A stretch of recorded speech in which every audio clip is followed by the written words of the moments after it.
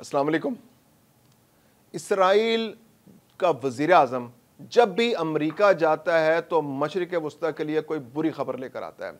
पहले उसने अमेरिका का दौरा किया तो आने के बाद बाइडन की हुकूमत से मुलाकात के बाद उसको कन्विंस करने के बाद उसने गज़ा पर हमला किया। सितंबर 2023 में होने वाले इन हमलों के बाद से लेकर आज तक वहाँ पर बमबारी जारी है और 55,000 से ज़्यादा लोग शहीद हो चुके हैं और 4 लाख के करीब लोग मिसिंग है जिनका कुछ पता नहीं चल रहा। इसके बाद नेतन्याहू फिर अमेरिका गया और जाके उसने कन्विंस किया और वहां से वापस आया और उसने ईरान पर हमला किया और ईरान पर पूरी एक जंग मुसल्लत कर दी। 12 रोज जारी रहने वाली इस जंग में ईरान के बहुत से एटमी साइंसदान, पासदारान की लीडरशिप, फौजी क़यादत, उनको निशाना बनाया गया, टारगेटेड ऑपरेशन हुए और उनको शहीद कर दिया गया। उसके बाद जो सेकंड टीयर सामने आई उनको भी शहीद कर दिया, जो थर्ड टीयर साइंसदानों की आई उनको भी शहीद कर दिया गया। अमेरिका के साथ मिलकर इसराइल ने एटमी रिएक्टर्स तबाह कर दिए ईरान के। और अब नेतन्याहू फिर अमेरिका में बैठा हुआ था। मुबस्सिरीन का ख्याल था कि ये फिर कोई नौसत की खबर वहां से लेकर आएगा और वही हुआ। आते ही नेतन्याहू ने इस शाम पर हमले कराए, दमिश्क पर, सदारती महल पर हमला किया, सदारती महल के अलावा वजारती दफा की भी इमारत पर हमला किया। ये बेसिकली शाम की सॉवरेनिटी पर, शाम की इक़्तिदार आला पर, शाम की आज़ादी पर, शाम की खुद मुख्तारी पर एक बहुत बड़ा हमला था। दुनिया तवक्को कर रही थी कि शाम और इसराइल के दरमियान स्ट्रेटेजिक ताउन बनेगा, सिक्योरिटी एग्रीमेंट्स होंगे, क्योंकि अब जिस तरह खित्ते में एक बहुत बड़ी तब्दीली आई बशर अल-असद की गवर्नमेंट को, अहमद शरा की मलेशिया ने, जो इनकी मुजाहिदीन का एक ग्रुप था, उसने जिस तरह से इस गवर्नमेंट को हटाया और तुर्की की पूरी मदद हासिल थी, सऊदी अरब की पूरी मदद हासिल थी, अमेरिका की भी तायद हासिल थी इस हमले में इसको, तो तवक्को ये की जा रही थी खित्ते के अंदर एक ऐसा मुल्क मौजूद होगा जिस पर से अमेरिका ने फौरी तौर पर पाबंदियां भी हटा दी कि जो इसराइल के लिए नर्म गोशा रखेगा, इसराइल के साथ ताउन बढ़ाएगा और इसराइल के साथ उसके एग्रीमेंट्स होंगे, कम से कम सिक्योरिटी एग्रीमेंट्स होंगे कि वो एक दूसरे पर हमला नहीं करेंगे। लेकिन इसराइल बिल्कुल किसी भी तरह की फ्लेक्सिबिलिटी शो करने के लिए तैयार नहीं है। वो ग्रेटर इसराइल की जानिब हर मुमकिन तेजी से कदम बढ़ाना चाहता है और उसमें उसको अमेरिका की भी मदद हासिल है। अमेरिका ने अगरचे इस शाम पर से पाबंदियां हटा ली हैं, लेकिन इसके बावजूद इसराइल किसी भी किस्म की रियायत देने को तैयार नहीं है और अमेरिका के अंदर मौजूद जो यहूदी लॉबी है वो भी पूरी तरह इसराइल की तायद कर रही है। अगरचे डोनाल्ड ट्रंप की इंतजामिया, ट्रंप इंतजामिया जो है वो इन हमलों के खिलाफ है, खित्ते के ममालिक बाकी जो हैं वो भी खित्ते पे इसराइल की इस जो जारियत की इसकी जो है मुज़म्मत कर रहे हैं, लेकिन इसके बावजूद इसराइल किसी पर कान नहीं धर रहा। वो इस शाम के अंदर इस सारी सूरत हाल को अपने मकासद के लिए इस्तेमाल करना चाहता है।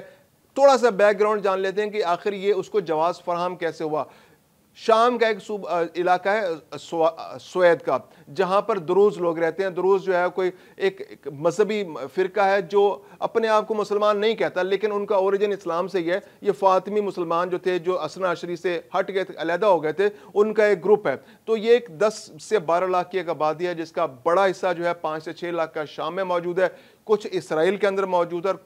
कुछ लोग इनके लबनान के अंदर मौजूद हैं। ये अपने आप को मुसलमान नहीं कहते, ये इनका एक तसव्वुफ का अपना एक नेटवर्क है, ये अपने इनकी एक अपनी मलेशिया भी है।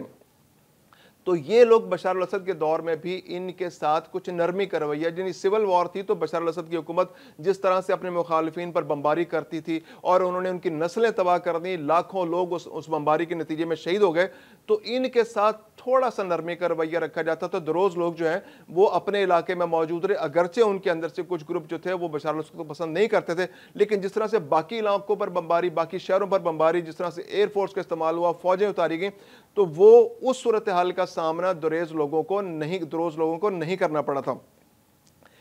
ये सूरत हाल उस वक्त ट्रिगर हुई कि दरोज के जो लोग थे उनके एक शख्स को, जो कबायली बद्दू थे, उन्होंने अगवा कर लिया और जो ये जो अगवा से जो लड़ाई शुरू हुई तो बद्दुओं और आपस में दरोज का जो है आपस में अस्करी तसादुम हो गया, जिसके बाद उस इलाके में शामी अफवाज भी आ गई। शामी अफवाज का इंटरेस्ट इस सारी सूरत हाल में यह है कि वो जल्द अज जल्द शाम के हर इलाके में अपना पूरा कंट्रोल बनाना चाहते हैं ताकि जल्द अज जल्द उसकी खुद मुख्तारी बहाल हो और ये एक मुकम्मल मुल्क के तौर पर सामने आए। दूसरी जानिब अमेरिका, इसराइल और बाकी जो वेस्टर्न ममालिक हैं ان کا انٹرسٹ اس کے اندر ہے کہ شام ایک فلیکسیبل سا، ایک ٹوٹا پھوٹا بکھرا ہوا ایک ملک ہو جس کے اوپر جب وہ چاہیں بمباری کر دیں، جس کے اوپر چاہیں جب وہ حملہ کر دیں، جس پر چاہیں وہ اس کو ٹکڑے ٹکڑے کر دیں، اور ان کا جو گریٹر اسرائیل کا جو پلان ہے اس پر فوری طور پر عمل ہو سکے اور اس کے درمیان کوئی بھی رکاوٹ نہ آئے۔ اور جب اس حکومت کو ہٹانے سے انہوں نے بشار الاسد کی حکومت کو ہٹانے کے لیے ایک حالات پیدا کیے، تو اس حکومت کو بھی جب وہ چاہیں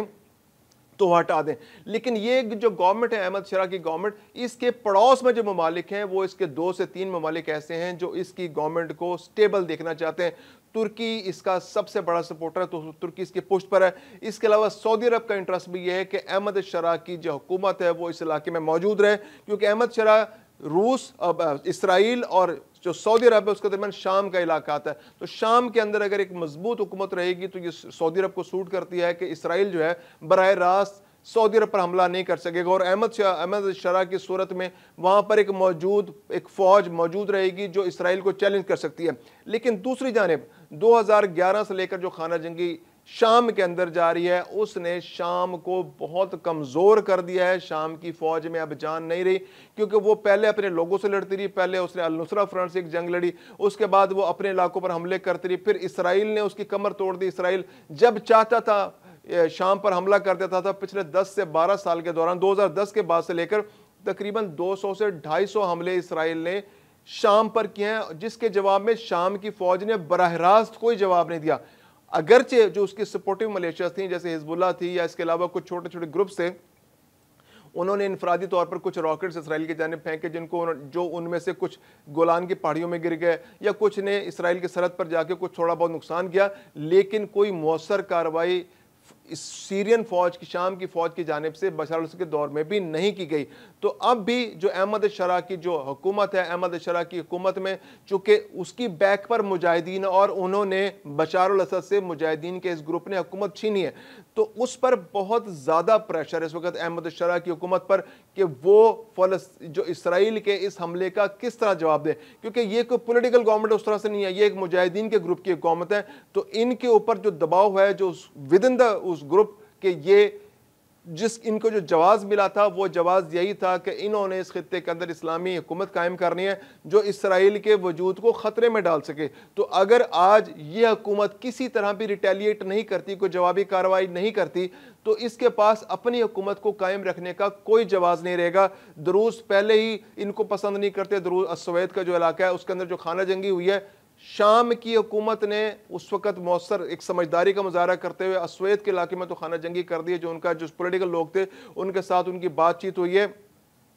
اور اس بات چیت کے نتیجے میں ایک خانہ جنگی ہوگی اور اب وہاں سے شامی فوجیں واپس آ رہی ہیں۔ لیکن جو وہاں پر ملیشیا ہے، وہ ملیشیا اب بھی خانہ جنگی جاری رکھنے پر اصرار ہے، اور انہوں نے کہا ہے کہ ہماری طرف سے جنگ ختم نہیں ہوئی، ہم اس جنگ کو جاری رکھیں گے، اور یہ جنگ اس وقت تک جاری رہے گی جب تک ہم اپنی خود مختاری کی طرف قدم نہیں بڑھا دیتے۔ تو اس وقت اسرائیل کا انٹرسٹ یہ ہے کہ شام کے اندر خانہ جنگی دوبارہ شروع ہو جائے، شام کی حکومت یا تو جنگ کی طرف آ جائے، اور اس وقت جو شام کے پاس آپشنز یہی موجود ہیں کہ احمد شرح کے پاس نہ تو راکٹس ہیں، نہ اس طرح سے اس کے پاس ایئر فورس ہے کہ جو اسرائیل کے خلاف جوابی کارروائی کر سکے، نہ اس کے پاس میزائل ٹیکنالوجی ہے، اس کے پاس صرف اور صرف افرادی قوت موجود ہے، اس کے پاس مجاہدین موجود ہیں۔ اگر کسی وجہ سے یہ مجاہدین اس جانب کا رخ کر لیتے ہیں تو اسرائیل کو ان کو ٹیکل کرنا کافی مشکل ہو جائے گا، ایک بہت بڑی جنگ کی صورت پیدا ہو سکتی ہے، اور یہ ایک ایسی جنگ ہوگی جس کے اندر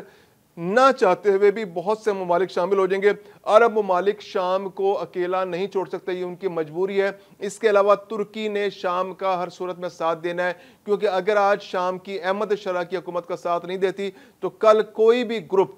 ترکی، سعودی عرب یا کسی دوسرے عرب ملک کے کہنے پر اسلحہ نہیں اٹھائے گا اور اسرائیل کے خلاف اکٹھا نہیں ہوگا۔ اور ایران کے اس موقف کو بھی تائید ملے گی کہ بشار الاسد کی جو گورنمنٹ تھی وہ زیادہ مؤثر تھی، اس کو غلط طور پر ہٹایا گیا کیونکہ وہ اسرائیل کے لیے تھریٹ تھی، اور یہ لوگ تو آتے ہی اسرائیل کے سامنے بالکل لیٹ گیا اور انہوں نے کوئی ریٹیلیٹ نہیں کیا۔ تو احمد شرح کی جو حکومت ہے، جو احمد شرح کی جو فوج ہے، احمد شرح کا جو گروپ ہے، اس پر بہت زیادہ دباؤ ہے کہ وہ اسرائیل کے خلاف فوجی کارروائی کریں، کسی بھی قسم کی کارروائی کریں۔ خاموشی ان کی جانب سے اختیار کی گئی ہے، مذمت کی گئی ہے، دوست ممالک سے کہا گیا ہے، UN سے کہا گیا ہے کہ وہ اسرائیل کو اس جاریے سے دور رکھیں۔ تو اس وقت احمد شرح پر دباؤ بہت زیادہ ہے کہ وہ کس طرح سے اسرائیل کے اس حملے کا جواب دیں گے، کیونکہ اسرائیل نے احمد شرح کے گھر پر حملہ کیا ہے، صدارتی محل پر حملہ کیا ہے, وزارت دفاع کی پر حملہ کیا ہے, اور ایک نیو نارمل جیسے بھارت جو انہوں نے غزہ کے معاملے میں کیا تھا, اور بھارت ہمارے ساتھ نیو نارمل طے کرنا چاہتا تھا, کہ نیو نارمل آج کا یہ ہے کہ اسرائیل جب چاہے گا سیریا کے کسی بھی علاقے, کسی بھی جگہ, کسی بھی مرکز پر حملہ کرے گا. اگر شام اس کا جواب نہیں دیتا تو یہ نیو نارمل پرسسٹ کر جائے گا.